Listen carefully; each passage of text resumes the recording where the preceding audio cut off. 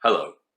As many of you will know, I've been taking a break from writing my short stories, but I've returned and have today recorded the first of what I hope will be a further 12 short stories. It's called A Question of Paternity. As we go through life, we meet all kinds of strange people. Sometimes we are that strange person. Sometimes the people we meet are endearing. Other times, not so endearing. This is a story about the latter occasion.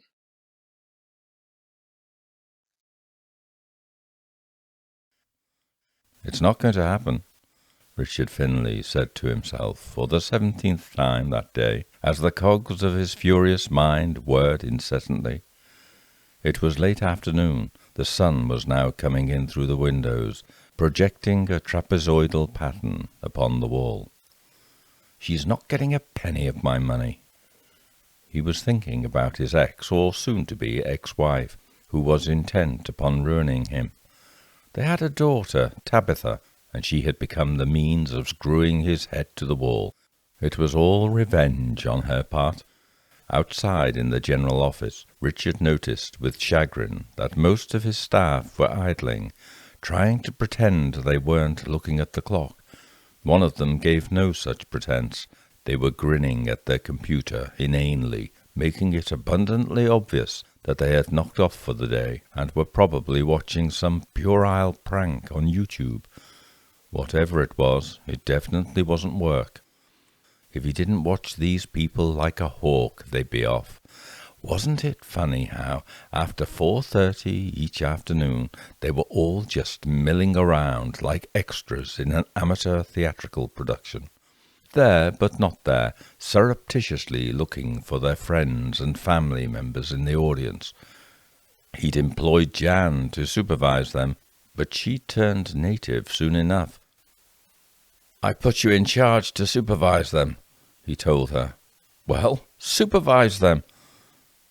But she regarded them as her buddies. "You can't be their friend and their boss at the same time," he told her. He knew that. He'd have to tell her again. Yesterday he had been in a meeting in London and had rung in at 5 to 5, a test for them, and, surprise, surprise, all he got was an answer phone message. The whole bloody lot had gone. And now they wanted to talk about this year's annual raise. He'd half a mind to tell them, in fact he would tell them, that annual ritual was an excuse to rob him. He sat in the meeting room with them and leaned back in his chair, surveying them with a measure of disdain. "What have you done to deserve it?"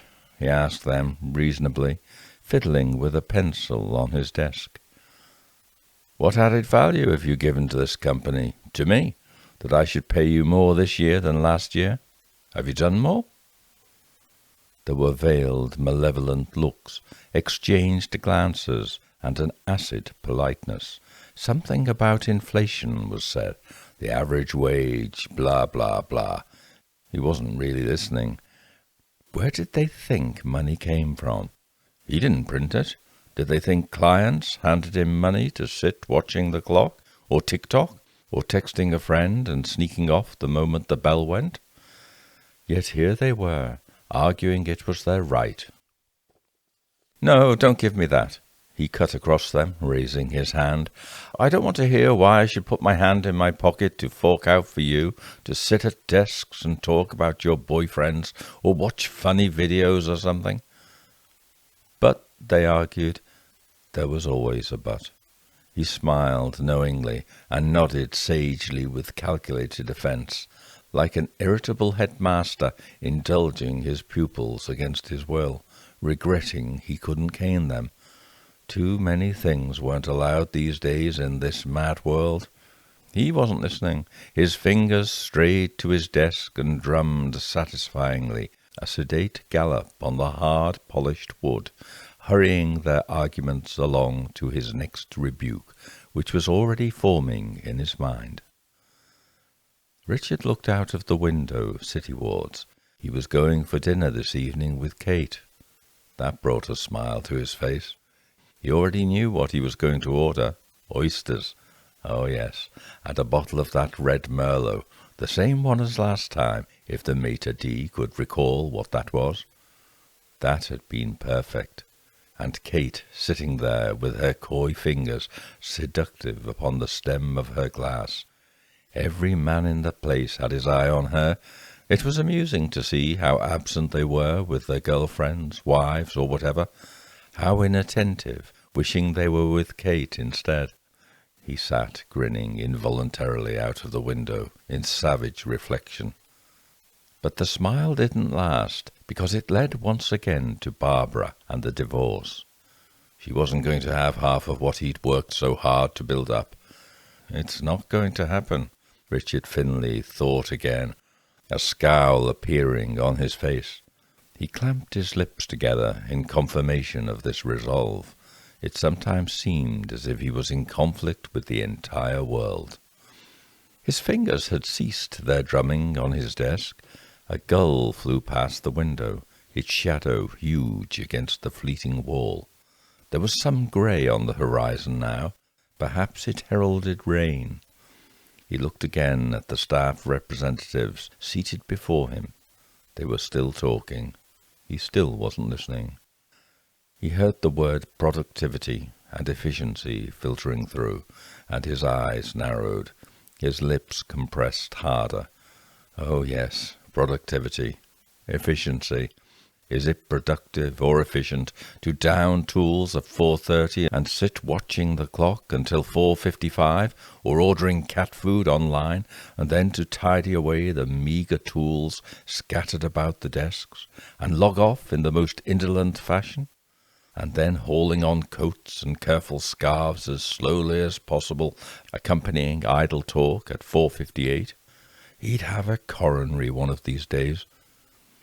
He didn't say these things right now, but he held them there in reserve, dear to his heart with a kindling fury. He ended the meeting curtly enough, saying he'd look at the figures and see what the firm could afford. It might necessitate some cuts, of course, perhaps staff cuts. A nice little threat thrown in there, and he might find a way of squeezing a 3 or 4% raise for them. No promises, of course. He'd see what he could do. Oh, and with what an ill grace they trooped out of his office, not girded to prove their worth by any sudden improvement in their work or attitude or the pretence of it. They considered it their right. The hard labour of requesting a rise in pay must have exhausted some of them, because they disappeared to get themselves a coffee, probably to talk about him too. The plump girl continued grinning at her computer screen. He saw her as he walked back to his office, an open affront to him. She'd have to go. Presumably someone had slipped and fallen in a lake, or some mind-numbingly similar contrivance to amuse the idlest of minds and help to fill the void of their existence for 3 more minutes of the ticking clock at his expense. Richard Finlay's fury abated suddenly when a phone call came through. "Put her through," he said softly. "Hi, Kate, babe. I know, I know. Yes, I can't wait." "Have you really? That sounds good." "Don't tell me that." "What? Now?" "What do you think?" "Well, later." "Later," he drawled lasciviously. "Love you too." He was left with a silly grin on his face. She was coming to stay the weekend too. As soon as the divorce was through, they'd get a place together. Unless Barbara had her way, then he wouldn't be able to afford a bedsit. Everyone wants something. 15 years he'd built this business up, employed a lot of fat, lazy people who wanted to be paid for sitting around, chatting and playing computer games, or whatever the hell it was they were doing half of the time. He was surrounded by thieves, and then, when he tried to pocket what he had left of the meagre profits, the taxman would come along and say, "Hang on, I need half of that. hand it over. Why? To pay a load of people to pretend to work for me for doing nothing at all or very little. For sick pay? NMP. Not my problem. Hospitals? Not my problem either. I never get sick. I can't afford to get sick, and now Barbara wants to take half of what's left? Not happening. She's not getting a penny. His lawyer, with whom he had a most unsympathetic chat that morning at her office in City Road, said he would need to share half with his soon-to-be ex-wife. Why the hell did she think he was paying her, overpaying her, to do his lawyering for him? Silly woman. Nice legs, though.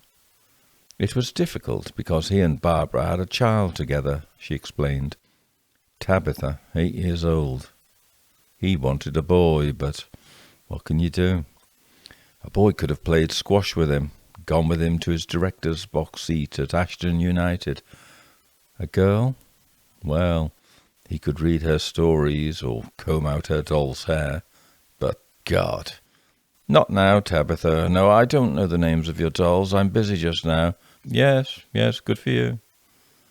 If he was entirely honest with himself, and he was a brutally honest man, prided himself on it, the thought of going home to Barbara and Tabitha was an incentive for staying late in the evening. This reflection was succeeded by an irreverent thought. A broad smile came over his face. Of course, there had been another reason to stay late in the office since May. Kate. Luscious, lovable Kate. He'd first seen her coming from an office nearby one day, and when he popped out at lunchtime, he saw her again, 3 or 4 times, and then more. She grew into a quiet obsession with him in this way. That was May, and it had been a hot May. He had his jacket over his arm when he saw her at the end of that month, and took a chance. It was a surprise, although he was already looking for her each time he left the office, was disappointed by the absence of her. She was standing looking in a shop window, her hair golden in the sunlit street, and he took in her figure in those well-fitting clothes, delving beneath them, the way you do. Well, he had swallowed hard and walked up beside her, saw them both reflected in the hard sunshine of the plate-glass window, side by side. "Buy it, I would," he said.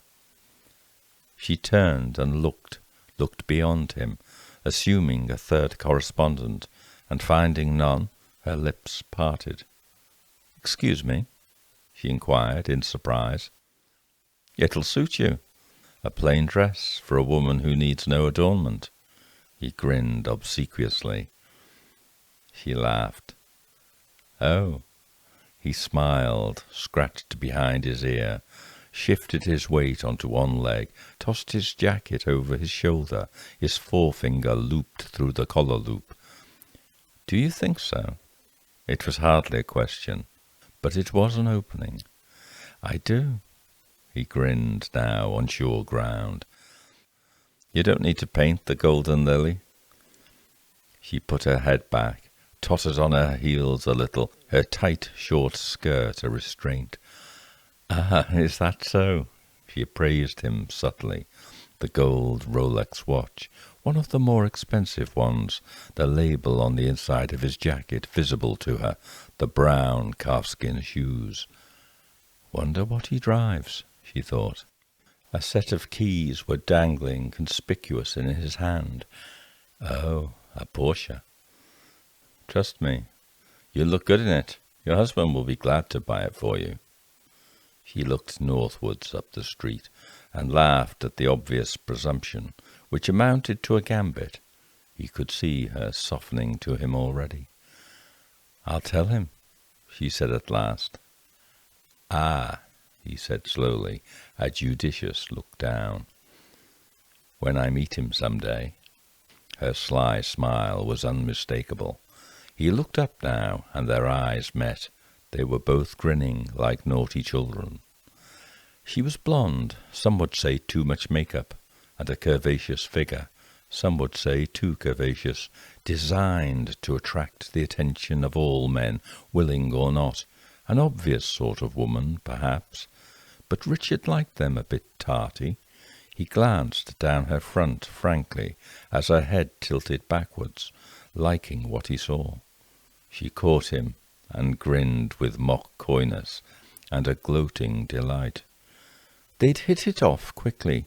He bought her coffee and then dinner, and an athletic weekend on the coast followed. God, what a weekend that had been. Phenomenal. She was a personnel manager in a call centre across the road. Happy days, he thought to himself as he sat in his office, thinking of her bouncing about gloriously on that occasion. Happy days indeed. They were. Or would have been if Barbara hadn't found out. Still, it was inevitable she would. What could he say? Not much. But she could say plenty, it turned out. All of them unpleasant things. So what? He thought. We'll go our separate ways. Oh, hang on there a minute, Buster. I want half of the business. What? I started that before I knew you. I was with Helen then. Oh, yes, but there's always a bloody but. No one just happy to live and let live. You've got a good job, he had thundered during one nasty exchange. Oh, yes, I'll have half of yours too, she retorted. What was his nickname for her again? Oh, yes, Cow. See, the thing is, said Richard over a drink at the golf club with his old friend Ian, she's taking me to the cleaners. Yeah, it's tough, sympathized Ian. But what can you do? Well, she's not having it, he assured him. She's not getting a penny. Oh, I hear you, buddy. It's tough on men these days, you know. We're an endangered species, laughed Ian. Richard just said, ha, a sort of half laugh which conceded nothing. How did you manage? He asked Ian. I mean, when you'd split up with Sally. I was ruined, said Ian simply. When she caught me, I just learned to like it. Dumped the Porsche. You best do the same. Like hell I will, Richard exclaimed. Not happening, my friend, not happening. Anyway, I've an idea. It came to me yesterday and I've been thinking it through. Listen. I'm all ears, Ian assured him, sceptically. I had a word with my solicitor about this. She said, She's a woman? Inquired Ian with interest. Oh, yes, she is. Nice legs. She says Kate has everything on her side because we have a kid. That's what makes the difference. Yep, it's an ace for a woman, that. Once they've got a baby, it's game over for you. That it is, Richard agreed ruefully. But I had a thought, which is this. Supposing the kid wasn't mine. Supposing Tabitha wasn't mine.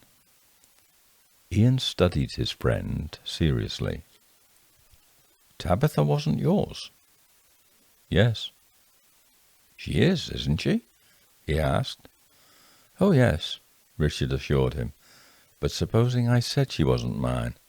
My solicitor says it would slash her claim on me to almost nothing. Women's equality means that she'd get diddly without the daughter. Ian looked sceptical, shook his head slowly but emphatically. Thing is, they'd want a paternity test.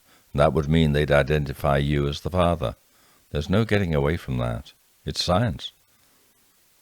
I know that, said Richard smoothly. But these things can be fixed. How so? Inquired Ian, attending to his drink. Well, all I need is to provide a blood sample, and supposing it isn't mine, and the test comes back negative. See what I mean? Barbara gets nothing. He thumped the table with the hammer of his fist. Yeah, I see how that could be done. It could work, said Ian cautiously. But Barbara would be mad. That's a bonus, said Richard with enjoyment. What could she do? I don't know, but she'd fight it. She'd know you'd trick the test in some way. Richard shrugged. It'd be worth it just to see her face. I can just see her. What? That's proof, I'd say. It's a lie, she'd say. Science doesn't lie. You were sleeping around on me. Doesn't surprise me, actually. He laughed at the shock he envisaged in his soon-to-be ex-wife. Ian joined him, but cautiously, in this. She'd demand a retest, said Ian, shaking his head. You'd never get away with it. She would, but it'd take time, and what a booting I'd give her. She'd be bound to settle for less than half. Ian thought, what about Tabitha? She's a good kid. Richard waved this impediment aside. Oh, she'd know nothing about it. Barbara would hardly tell her. She's too young to know any better. At the end of the day, I'd still be her biological father. Nothing can change that. I'd make sure she got something Barbara couldn't get her hands on, that's all. Well, yeah, you've got a plan there, but it's risky, you know, said Ian. Richard looked at Ian directly. It's all risk, he said. Life's risk. And anyway, not so much. Hand over a blood sample, and that's it. Done and dusted. I can just see the look on her face when it comes back negative. I really want to be there. Ian whistled. You've got some nerve, he declared. They touched drinks and drank. Nice scotch, said Ian. Single malt. Can't beat it. Right, said Richard, with appreciation, and then, after a pause, more tentatively. So you see why I'm telling you this? Why? Inquired Ian. Because I want a sample of your blood. Oh, I don't know. Listen, you have to do this for me. We've known each other a long time. Yes, but... No more bloody buts, exclaimed Richard. Yeah, Rich, but I don't want to do something like this to Barbara and Tabitha. You're my last hope, said Richard. I've always got on with Barbara, mate, you know. I'd hate to do something like this to her. And Tabitha. Think of her if she found out. I know, said Richard. I hear you, but I'm up against it here. I stand to lose everything I have, and I need a bit of my own back. Ian thought. You know, they don't allow a home test for this kind of thing, he ventured. Richard eyed his friend steadily. Yes, I've looked into it. It requires a third party to verify the sample. A lawyer or a doctor oversees the taking of a blood sample. These are sealed and sent to an accredited lab for analysis. And then, how would that go? I know of someone. He's a solicitor, got his degree at the Open University. He lives off divorce cases, car accident claims, that kind of thing. He's sloppy. He'll do it. Act as a witness to the process. It's kind of illegal, cautioned Ian. So is life, said Richard. If either of us had played our lives by the book, we'd have nothing. True, returned Ian, turning the matter over in his mind. Anyway, it's no risk to you at all. Look, you of all people know how we have to duck and dive to get what we want in life. We can't play by the rules all the time, and women are fair game. Yes, they are, said Ian. I'm with you. I just don't want anyone coming after me over this. Remember, I have nothing to do with it, okay? No problem. All we need to do is to have the tests carried out in the presence of this solicitor. I'll set it up, and you just need to pretend to be me. I'll come along with you. A couple of days later, we'll get the results. Then I'll stick it to her. Ian paused and thought, but at last he touched his friend's glass and agreed. Okay, he said. The test was carried out on the following Friday at the office of William Robinson, LL.B. Ian showed him his identification in the name of Richard Finlay, which he passed over without remark. It was a golf club temporary membership card sorted out by a friend who was secretary of the East Woodford golf course. The nurse from the lab took a sample of blood from Ian in his presence.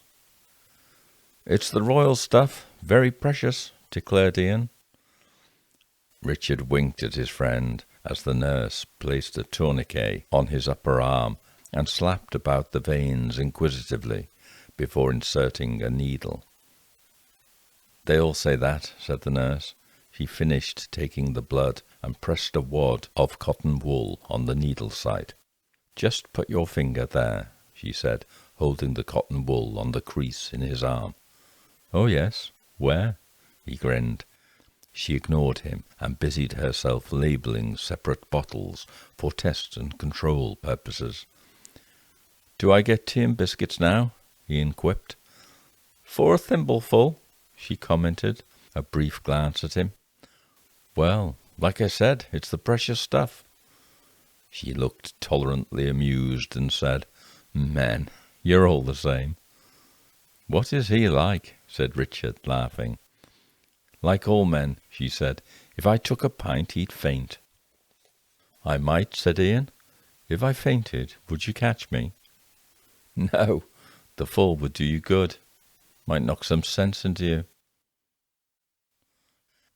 It was 5 days later. Richard went with Ian again to 131 Broad Street, where William Robinson had his office. Richard was in a state of eager anticipation. They stopped outside in the street. Now remember, he said before they went in, when you are told it isn't a match, look shocked at first, and then get angry and say something like, I knew it, she was sleeping around on me. Yes, okay, said Ian, I can do that. Then after that, it's done, okay? I don't want to be involved. If Barbara found out I was involved in the switch, God, she'd kill me. Don't worry. Like I said, you're not involved. I'll deal with the rest. The two men entered the office, and the solicitor shook hands with Ian. Hello, Mr. Finlay, he said. The two friends exchanged quick glances. Please take a seat. Ian and Richard sat down, the former adopting the prominent role, Richard discreetly subordinate, as a mere bystander and friend, his eyes shining excitedly, though. The solicitor looked at Ian, uncertain, mildly apologetic. Richard smiled, looked at Ian, who exchanged a knowing grin. When William Robinson, LLB, wasn't looking, he winked at Ian. Well, said Ian, I've been a little anxious to know the result. Can you tell me? Am I the father? The solicitor looked at him, unfolded again the piece of paper before him, and studied it carefully, then peered over his glasses. Yes, Mr. Finlay, he said. Yes, you are. Ian sat in silence looking at the man. He turned his head to one side quizzically, his mind working furiously. Richard looked at his friend, puzzled, and then to the solicitor. He didn't quite understand. It was impossible. He leaned forward. Are you sure? He inquired. Oh, yes, there's no doubt about it, William Robinson, LLB, assured him, and then tapping the piece of paper in his hand, he said, Science doesn't lie. There must be some mistake, Richard persisted urgently. No, it's quite certain. Mr. Finlay is indeed the father, the solicitor assured him, again studying the test results before him. He began to read out the test results, his words a mumble, but clear and distinctly he could make out, shows that Richard Finlay is the father of the girl Tabitha Finlay. He paused. You can rest assured of it, he said. He stretched out a hand to the confirmed father. Congratulations, he said. Ian accepted the congratulations with a faltering smile and a weak handshake. Richard sat stunned. He was still thinking, his eyes moving as he thought. How? He began, perplexed. And then suddenly he stopped and turned and looked at his friend Ian, who was looking at him with the same expression of profound consternation and a certain sheepishness.